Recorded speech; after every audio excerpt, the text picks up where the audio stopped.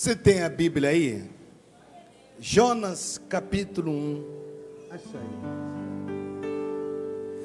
A palavra de Deus. A sua fuga e o seu castigo. Quando Deus ele tem um tratado com a pessoa,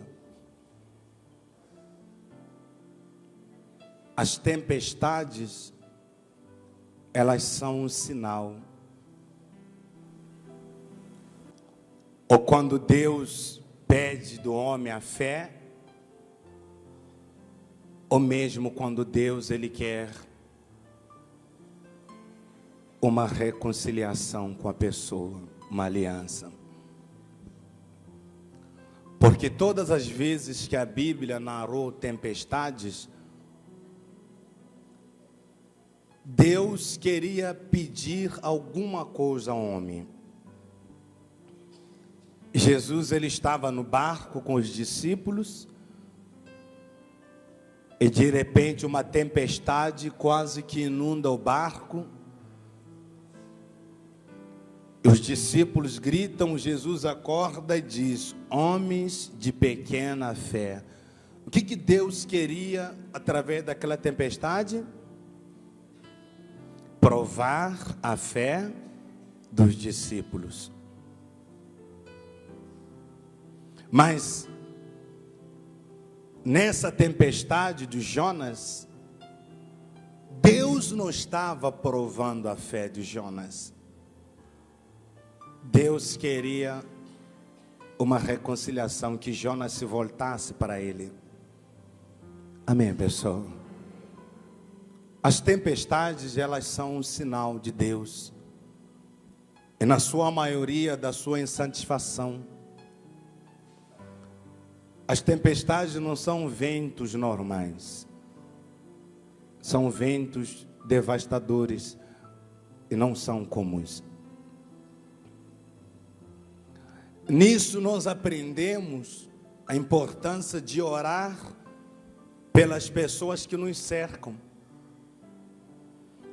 Porque se Deus tem um tratado com alguém e essa pessoa está ao nosso lado, quem estiver ao lado vai sofrer também. E aí é onde a mãe não pode cessar de orar pelo filho, o marido não pode deixar de orar pela esposa, a esposa não pode deixar de orar pelo marido, você não pode deixar de orar pelo seu patrão, ou pelos seus funcionários, ou pelo seu colega, até mesmo pelo seu governo. Porque quando Deus tem um tratado com uma pessoa, quem estiver ao redor vai sentir isso também. Veja lá o que diz a Bíblia aqui.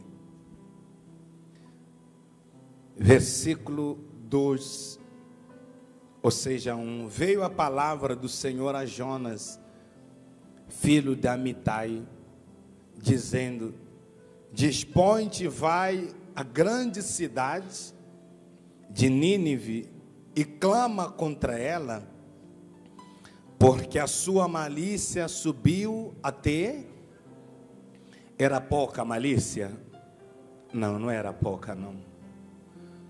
Tem coisas que a gente suporta, mas chega um tempo que o cálice transborda, você não pode aguentar mais. Então Deus, Ele é longânimo, diz a Bíblia. É porque Ele é longânimo, os homens, eles não se corrigem. Eles continuam pecando, fazendo, desfazendo, como se fosse ficar impunes. Mas ninguém ficará impune de seus atos, tanto do bem que pratica, quanto do mal. Se a pessoa ela vive praticando o bem, ela pode estar certa, ela está plantando, ela vai colher. E se ela também vive plantando o mal que ela está plantando, num determinado tempo ela vai colher. E às vezes a gente fica semeando coisas ruins, desde a adolescência, juventude, e quando chegamos a uma idade em que devíamos descansar, em que éramos para colher o bem, é quando tudo aquilo de ruim que a gente há tempo atrás semeamos, começa a surgir contra nós. E às vezes até nos perguntamos, eu não fiz isso aqui, por que eu estou passando por isso? A gente não plantou naquele dia, nem naquela hora. De repente, há 3 anos, há 5 anos, há 7 anos, há 10 anos, há 20 anos atrás. É porque Deus é longânimo. A quem perguntava por que morre tanta gente do bem, os bandidos têm a vida que nem vida de ferro. Porque tanta gente do bem morre rápido, os bandidos vivem como se tivessem 7 vidas. Está clara a explicação. É porque Deus é longânimo. Ele espera que o bandido se arrependa. Amém, pessoal? Agora, quem é justo, Deus tem prazer em levar. Mas Deus não tem prazer em levar o pecador ou quem vive na prática do pecado. Porque essa pessoa vai para onde se ela morrer? Deus não quer nos perder. Nós não entendemos isso. Quando as pessoas nos fazem mal, já queremos que morra logo. Tomara que morra. Deus é o contrário. Ele quer que viva para que um dia, assim como nós encontramos a verdade, essa pessoa também encontre e ela seja salva.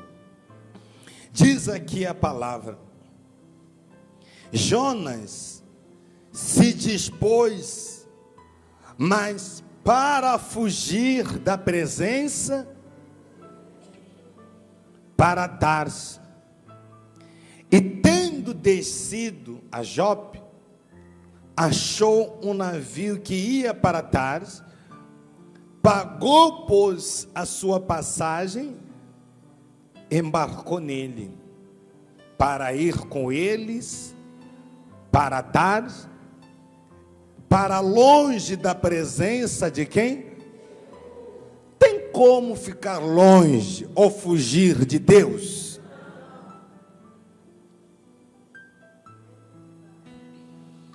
Para esses casos, Deus se apresenta como Deus onipresente. Tem uma canção de adoradores, lembra? Adorador é tudo que eu sou. Tem uma parte que fala disso. Adorador é tudo que eu sou. Adorador, assim Deus me formou. E quem poderá calar a voz de um coração? Sim. Se eu subir aos céus, eu sei que lá estás. Se eu mergulhar no mais profundo mar, nunca poderei me ausentar do seu olhar. Tem como? Tem como não? Até debaixo dos mares, Deus enxerga, Deus vê. Então, para esses casos, Deus se apresenta como Deus onipresente. Então, Jonas se dispôs, mas não para obedecer, senão para fugir. E ele pagou uma passagem, embarcou para Tarso. Mas o Senhor lançou sobre o mar um forte vento, e fez-se no mar um forte vento, e se fez no mar uma grande o quê? E o navio estava a ponto de se despedaçar. Deus lançou no mar um forte vento, e aquele vento, de tão forte que era, se transformou em uma tempestade, e o navio estava quase se despedaçando. Jonas não estava sozinho. Estavam lá vários tripulantes, estavam lá os marinheiros, naquele navio, e junto com Jonas. E nesse momento que o navio está sendo açoitado pelos ventos, Jonas estava lá embaixo, dormindo, até roncando. Causou um problema e foi se esconder. Ele estava dormindo, até roncando. E as pessoas de cima, que mal sabiam e nunca tinham cometido tamanha besteira, estavam sofrendo por coisas que não sabiam. Então nunca diga problema é deles. O seu marido está se perdendo, problema é dele.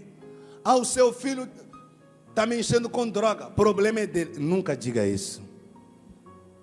Porque as tempestades que eles estão causando, mesmo você sem ter nada a ver, vão te pegar. Vão chegar até você. E se você não se preparar para orar pela sua casa, pelos seus filhos, se você não se dispor a orar pelo seu casamento, se você não se dispor a orar pelos seus pais, pela tua casa, pelos seus colegas do trabalho, se você não se dispor a orar pelo seu patrão, se você não se dispor a orar pelo seu governo, as besteiras que cometerem vão te afetar. Mesmo quando você não meteu a mão naquele lugar, vão te afetar. Vão te afetar. Se eu for a perguntar para você que culpa tem aquele povo, aquelas crianças que estão morrendo na Síria com bombardeiro toda hora, qual a culpa que tem aquelas crianças? Nem sabem o que é uma arma. Estão ali as crianças regando estradas com sangue. Que culpa tem? Nenhuma. Por causa de um tratado de Deus, porque Deus falou para Abraão: Abraão, você vai ser um pai. Sara, tu serás uma mãe. A Sara vai, né? Deus falou: você vai ser mãe. Passou um tempo, a Sara achou que a promessa de Deus estava demorando de se cumprir. Foi lá, pegou as cravas e falou: edifica um lar para mim. Ou seja, segura o meu casamento. Você vai dar filho, você vai se deitar com meu marido, vai fazer filho para mim, para eu não perder meu casamento. A empregada quer manter o emprego, e a empregada quer estar perto do patrão, mas perto do patrão o salário sobe também. A empregada cedeu, gerou Ismael, dividiu a nação, está lá a guerra lá na Síria, Israel, toda hora. É um tratado de Deus. É porque quando não se obedece Deus, até os que não são culpados pagam por aquilo que nem cometeram às vezes. Se a Sara tivesse esperado, não, eu vou esperar até quando Deus quiser, eu vou dar um filho a hora de Deus, vou esperar a hora de Deus. Isso aqui não havia, não, tinha acabado isso aí. Mas os palestinos estão requerendo: não, temos parte aí, não, nós queremos nosso território aí dentro, não, também fazemos parte aí dentro. Abraão é vosso pai, também não sou pai também. Não, mas vocês são um bastardo. Não sou bastardo não. Eu sou filho dele, eu tenho parte aí também. Eu sou sangue dele. Quem vai separar essa guerra de filhos? É uma guerra dos filhos. Pode ser que os Estados Unidos, pode ser que sente com eles, negocia, não vão conseguir. É uma guerra dos filhos. São os filhos que estão lutando pelos direitos que têm. Só Deus para julgar a causa de Israel. Amém, pessoal? Não há nenhuma força política para julgar a causa de Israel. Nenhuma. Se hoje Israel se considera um país, uma nação, é porque Deus é quem colocou a mão para Israel se tornar país, porque nenhuma nação aceita que Israel seja um país. Até hoje não aceita que Israel tenha a cidade de Jerusalém como sua capital. Até hoje não aceitam. Só Deus na causa de Israel. Então, é um tratado de Deus com pessoas que falaram, e ninguém hoje quer se voltar de fato, de verdade, para Deus, e buscar, e se redimir, e Deus curar. Ninguém. Então Jonas, ele se dispôs para fugir, mas o Senhor lançou sobre o mar um forte vento, e fez-se no mar uma grande tempestade, e o navio estava a ponto de se despedaçar.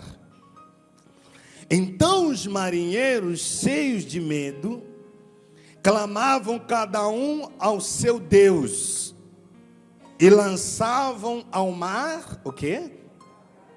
Quem estava no navio, para aliviarem do peso dela.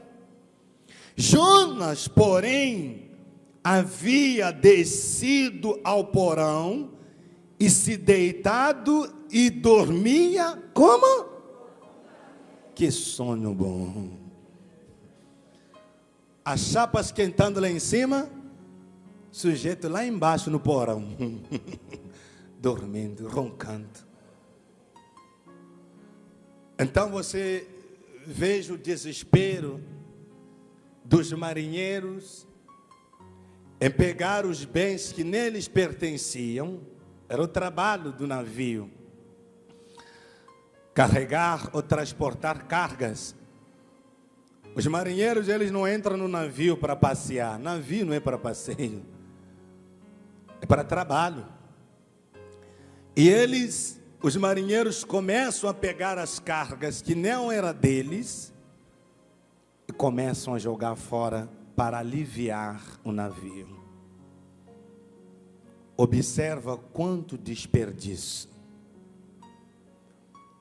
Quando Deus ele quer tratar assunto com a pessoa, e a pessoa ela não atina para isso, ela se faz de desentendida, Deus permite certas tempestades, e de repente o casamento sofre, os filhos sofrem, surgem doenças, começa a perder emprego, perde-se amigos, pessoas se afastam, cria-se uma tempestade em que a pessoa começa a perder. Se não ela, a família começa a perder.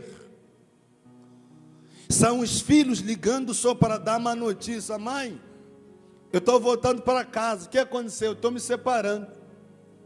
É o filho ligando: mãe, o que está acontecendo, filho? Eu fui mandado embora do trabalho. É outro ligando: pai, o que foi? Eu bati com o carro. Sempre notícias ruins. É que Deus quer tratar um assunto com a pessoa e a pessoa está fechando o coração. E surge uma tempestade até que a pessoa se toque. E quando a pessoa ela se toca, Deus entra em tratado com a pessoa, então pronto. A família ou as pessoas que estão ao redor começam a sentir paz, são abençoadas, as coisas vão acontecendo. Amém, pessoal? Eu já ouvi filhos que chegaram a dizer: eu queria ter sido nascido na casa do fulano, porque na minha casa ninguém consegue nada, na minha casa ninguém casa, na minha casa ninguém consegue emprego. Está todo mundo aí em casa aí, ó. Está todo mundo aí, ó. Os meus irmãos, se você quiser achar, vai achar na boca do fumo. Não tem ninguém no gabinete, no escritório, que tira a vergonha da família, não. Você olha desde o pequeno até o grande. Você não consegue ver a quem eu vou bater a porta quando o negócio esquentar aqui nessa casa. Se alguém precisar ir no médico, quem é que vai nos ajudar entre nós? Quem vai ajudar quem? Você não consegue ver ninguém. Só vê problemas. E às vezes, quando as coisas são assim, nós vamos atirando culpa, apontar esse, apontar aquele, chamar nome esse. Foge da Paraíba, vai para São Paulo. Vamos lá ver se consegue emprego em São Paulo. Encontra pessoas para enganar.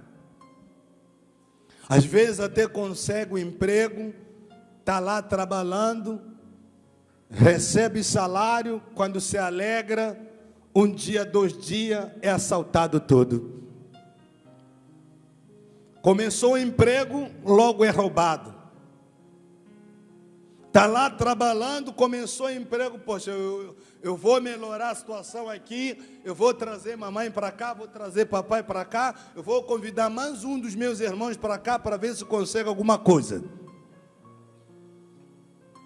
A desgraça vem, cortado com faca, acontece desgraça. Vai ver aqueles que fugiram de casa para ver se estão bem na vida. Saíram de casa porque achavam que a casa estava pesada e que ninguém conseguia nada. Tudo bem, então eu saio de casa, vamos lá ver se lá fora consegue alguma coisa. Nada, não consegue nada. Não consegue nada. Alguém dos vizinhos é que vai chegar e falar: pô, eu encontrei o teu irmão. Estava de qualquer maneira, chinelo rasgado, tudo roto. São tempestades que às vezes Deus permite para poder salvar a quem Ele quer salvar. Amém, pessoal? Então, nós temos que sempre orar pelas pessoas que estão em nossa volta. Não basta eu ser de Deus, eu apenas ser de Deus, se os que estão em minha volta não são. Não basta, não. Aquela gente ali não tinha culpa nenhuma. Pelo contrário, estavam cumprindo com o serviço deles. Mas veja o prejuízo que tiveram por causa de alguém que estava bem lá no porão, escondido, até roncando, pesando mais o barco. E Deus foi lá, aqui, e chegou-se a ele, o mestre do navio, e lhe disse: o que se passa contigo? Agarrado no sono, levanta-te e invoca o teu Deus. O que tem que fazer? Qual era o problema? Qual era a necessidade aí? De Deus. Quando as tempestades se levantam, é porque se necessita de quem? De Deus. Alguém tem que invocar Deus. Não é o governo, não é a pessoa aqui, não é. Sabe, aqueles que são espirituais, aqueles que lêem a Bíblia, meditam na Bíblia, observam a calamidade que se vê por aí nesses dias, percebes que isso aqui não é comum do Brasil. É Deus cobrando do Brasil para o Brasil se voltar, porque os assinados de hoje, você me perdoa, mas é de que homem pode casar com homem. Vê o que as crianças estão aprendendo nas escolas hoje, dizendo que é cultura. Isso não é abominável aos olhos de Deus? Não é a mesma coisa que aconteceu na época de Gideão, que o pai tinha feito um poste ídolo? O pai de Gideão havia feito uma imagem obscena de homem, e as pessoas iam, adoravam aquela imagem. A mesma coisa que está sendo feita agora. Observa se não é a mesma coisa que está sendo feita agora. Por isso que Deus deixou os medianitas devastar com aquele povo. Quando Gideão, ele começa a buscar, Deus fala: derruba o poste ídolo que está lá em casa do teu pai. Estava lá uma imagem, uma espécie do órgão masculino, e as pessoas iam lá, adoravam aquela imagem. A mesma coisa que está sendo apresentada às crianças nas escolas hoje, a mesma coisa de ontem. Deus está cobrando isso. Deus está requerendo isso. Ninguém fala, tem que se buscar Deus. Não, se fala, tem que atacar aquele político. Não, a culpa é daquele político. A culpa... Não. Deus está chamando o seu povo. Amém, pessoal? Diz para mim, que terra é essa em que nós estamos do Brasil? Diante de várias terras. A qual terra você compara ao Brasil? Uma terra próspera, uma terra rica, de muitas oportunidades, de pessoas hospitaleiras, de pessoas pacíficas e longânimas, pessoas que sabem fazer o bem. Eu falo isso, sou estrangeiro aqui. Eu vivo isso, eu vejo, e eu posso falar com propriedade. Eu já passei em alguns países e é bem diferente que aqui. Por que esse país está sofrendo com tanto bem que sabem fazer? Por que o país está sofrendo com tanta boa coisa que tem nesse país? É que quando Deus ele quer o seu povo, e as pessoas resistem.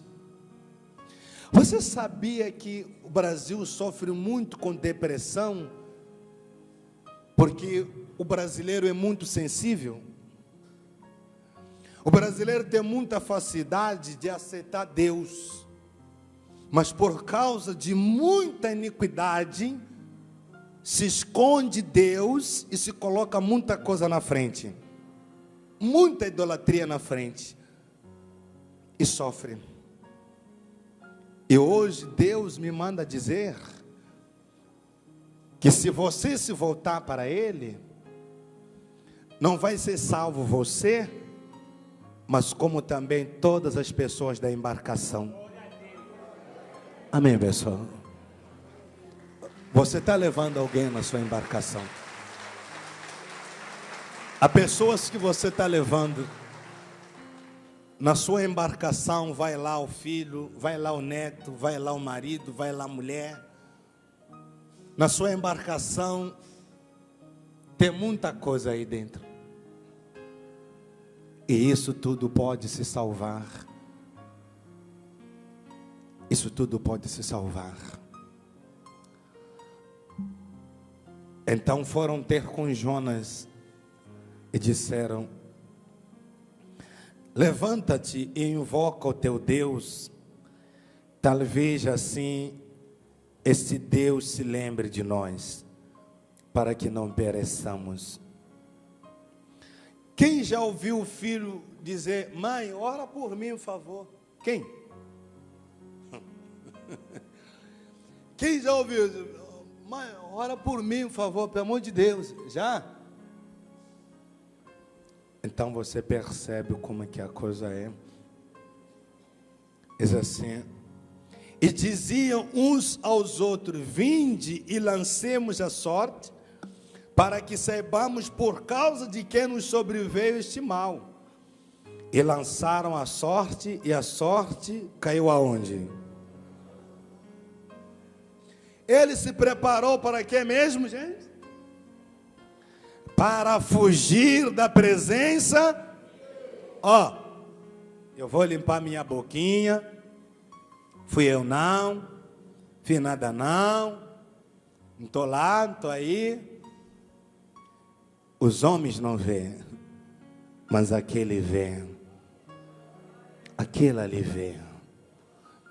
Então está bem claro de que você nunca esteve sozinho. Amém, pessoal? Você nunca esteve. Deus vê todas as coisas. Deus vê todas as coisas. Então lhe disseram: declara-nos agora, por que nos sobreveio este mal? Que ocupação é tua? De onde vens? Qual é a tua terra? E de que povo és tu? E ele respondeu: sou quê? Ele é de quem, gente? Hebreu era povo de quem? Você é de quem, gente? Não fuja, não. Não se esconda, não. Esse mês não vou tirar meu dízimo porque estou com muita conta para pagar. Deus também sabe, mas no mês que vem, eu vou dar o dízimo 2 vezes, não vou dar uma oferta. Senhor, tenha compaixão de tua serva, o Senhor sabe. Deus não vai lá te puxar com as golas, não. Ele não vai meter a mão no bolso, não. É porque você é dele. Você é dele. Mesmo quando o pastor não sabe de nada, porque você é dele. Você não pode brincar. Você é de quem? Não brinque. Porque você vai colocar à risca filhos, tudo que está na embarcação, por causa de uma atitude indevida. Você é dele. Você tem um compromisso com ele. Você se batizou nas águas, você se entregou. Você deu a sua vida para ele. Quando um homem casa com a mulher, a vida não é dele mais, é da mulher. Quando a mulher casa com um homem, a vida não é dela mais, é do homem. Você se batizou, a sua vida não é sua mais. Então as suas atitudes têm que ser mais bem porteladas, para que não ponham em risco os que estão a bordo na sua embarcação. Então diz aqui a Bíblia, veja. E ele respondeu: sou hebreu, temo o Deus do céu que fez o mar e a... Então os homens ficaram como? Possuídos de grande temor, e lhe disseram: que é isso que fizeste? Pois sabiam os homens que ele fugia da presença de quem? De quem era Pedro, gente? De quem era Pedro? E quando viu o chicote nos ombros do Senhor Jesus, Pedro fugiu. Uma empregada foi lá e falou: você não está fugindo, não? O senhor não é dele, não? Pedro falou: eu não conheço ele, não. Veio uma outra pessoa e falou: Pedro estava bem escondidinho num cantinho. Aqui ninguém me vê, daqui ninguém me vê, não. De repente, oi. você não é um deles, não? Eu não. Eu não estava. De repente veio a terceira pessoa. É quando a ficha de Pedro caiu. De Deus não se foge. Não se pode negar a Deus. Amém, pessoal? Não se pode negar a Deus. O galo cantou sem querer. Eu perguntei, era a hora do galo cantar? Coitado do galo, nem queria cantar. Mas o galo teve que cantar porque Pedro negou a quem? Negou a Deus. Quando a gente deixa de fazer o que nos é devido fazer, acabamos prejudicar ou pôr em risco até os que não deveriam passar pelo que estão passando. Então as atitudes do homem de Deus, da mulher de Deus, devem ser bem pensadas e bem cautelosas, porque pode criar tempestades. Eu não sei como é que está a sua vida hoje, mas se você está vivendo uma tempestade, vê se Deus não está chamando você para um tratado. Se você observa a sua vida, família, trabalho, saúde, casa, amizades suas, está tudo alvoroçado, deve ser que Deus está chamando você para algum tratado com Ele. E se Deus está te chamando para um tratado, não negue não. Não negue não. Se Faraó tivesse aceito, quando Moisés falou, Deus disse, deixa o povo ir, não teriam morrido muita gente. Morreram muitos primogênitos, porque ele negou.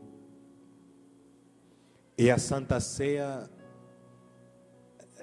é um momento único da gente poder se acertar, se entregar. E se tiver que mudar alguma coisa, mudar alguma coisa. E se tiver que se comprometer mais com Deus, se comprometer mais com Deus.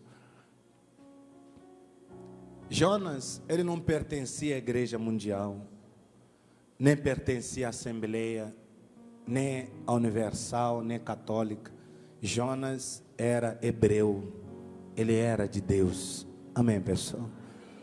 Eu não estou dizendo para você se agarrar à igreja mundial. Eu estou dizendo para você se agarrar a Deus. Porque você não é da igreja mundial. Você é de quem? Você é de Deus. E quando você se agarra a Deus, Deus, Ele acompanha você aonde você for. Hoje nós podemos abençoar os nossos filhos. Hoje nós podemos cessar as tempestades na nossa casa, na nossa família.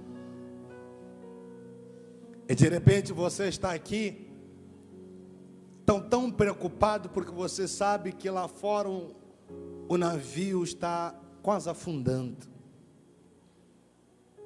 Você saiu de casa, mas você não tem prazer nem de voltar.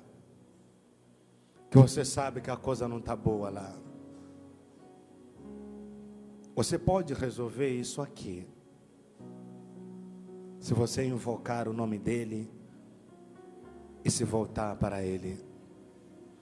Se você se abster de algumas coisas. Jonas ficou 3 dias sem ver a luz do sol. Se absteve do sol, da comida. Ele não comeu durante 3 dias, debaixo do peixe. Mas quando ele saiu, até a grande cidade idólatra se converteu, e ele mesmo voltou abençoado. Amém, pessoal? Grande profeta Jonas. Curva a sua cabeça, por favor. Espírito Santo,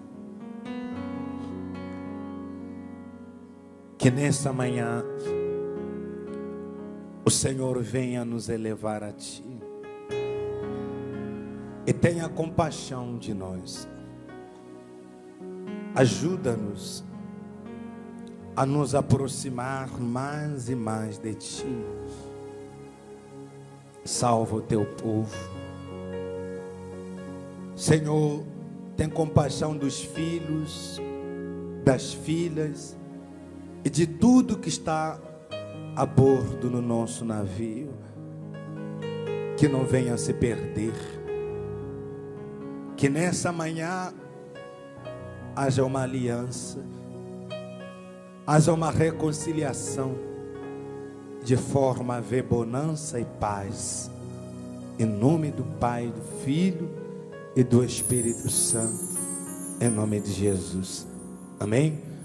Então receba a ceia e receba Jesus, por favor. Quando todos os meus medos já não cabem mais em mim, quando o céu está de bronze e parece que é o fim,